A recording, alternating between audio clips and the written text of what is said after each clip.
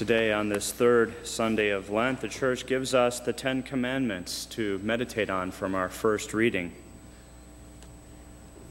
Even though they have been made known to us by divine revelation, that is, God has revealed them to us, we know them through human reason, and they are implanted by God on every person's heart.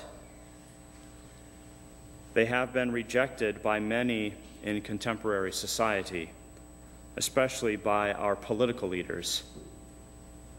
So it is good to clean out the dust, to go through them during this Lenten season, and to do an examination of conscience, realizing that many people will say, well, you know, I'm a pretty good person. I haven't killed anyone lately. Not realizing perhaps that just because they didn't kill someone doesn't mean that they still cannot commit a mortal sin. Every sin is an infinite offense against God's goodness. Pride is somewhere at the root of all sin.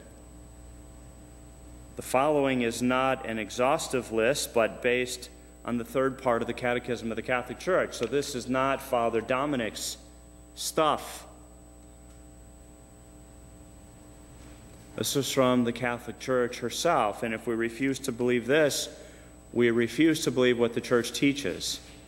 And if we refuse to believe what the Church teaches, it's a sin. We're in trouble. And we need to change our ways and the ways of thinking. Many of these sins, which I'm going to list for you, are objectively serious, grave, mortal sins. The first commandment, I am the Lord your God, you shall not have strange gods before me. The first commandment, which most people don't realize or recognize, embraces faith, hope, and charity, and requires us to protect and nourish our faith with prudence and vigilance, and to reject everything that is opposed to it. And there are various ways of sinning against faith. For example, voluntary doubt about the faith. This is where I disregard or to refuse to hold as true what God has revealed and which the Church proposes for us to believe. Involuntary doubt. That's where I have hesitation in believing. I have great difficulty in overcoming objections connected with the faith. And also, if I allow anxiety in myself, great anxiety aroused by sometimes what appears to be obscurity about the Catholic faith. And so if deliberately cultivated, doubt can lead to spiritual blindness. Something called incredulity, which is the neglect of revealed truth or the willful refusal to assent to it.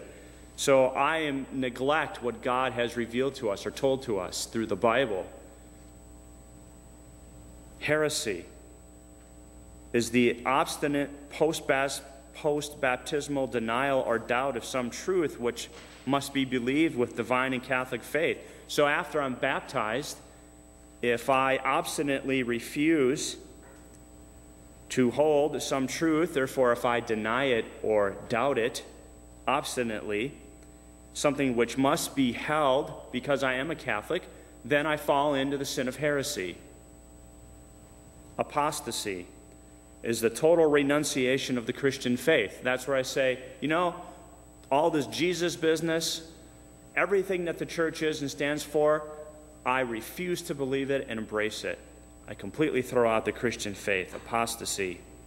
Schism is the refusal of submission to the Holy Father, to the Pope, or of communion with the members of the Church subject to him.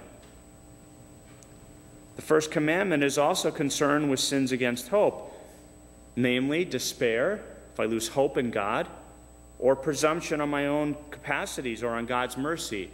For instance, you know, I'm going to be able to go to confession later this week. I think I'll go and commit a couple of mortal sins. God will forgive me. Well, I may get in a car accident before I make it to confession and die, presuming on God's mercy.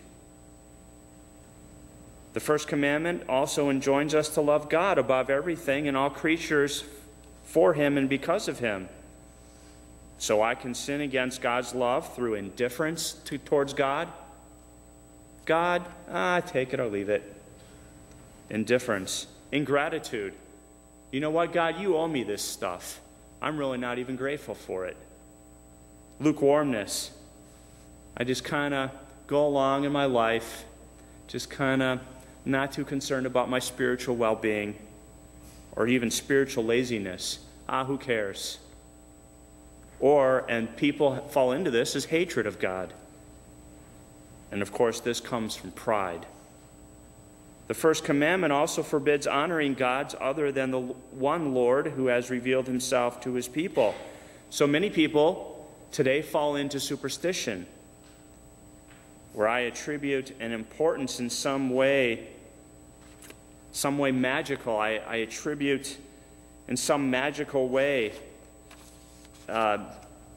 to practices or things that are happening something that did not come from God. Or how about polytheism? Many gods, where other than the one Lord God that we worship, I also venerate, honor, or adore some other thing like the sun or an animal, a cow. People fall into this stuff. Idolatry not only refers to false pagan worship, but also consists in divinizing what is not God. And so man commits idolatry whenever he honors and reveres a creature in place of God, whether this be gods or demons. For example, Satanism, power, pleasure, race, even my ancestors. You know, old Billy died 400 years ago, but I think I'm going to worship him. Well, that doesn't work. Some people idolatrize the state or money. All forms of divination are serious sins. Divination is where I have recourse to Satan or demons, conjuring up the dead or other practices falsely supposed to unveil the future. So I want to know what the future is, so I go see someone who has a crystal ball. Seriously, mortally sinful, and I can get very much in trouble. In fact, people end up getting possessed many times.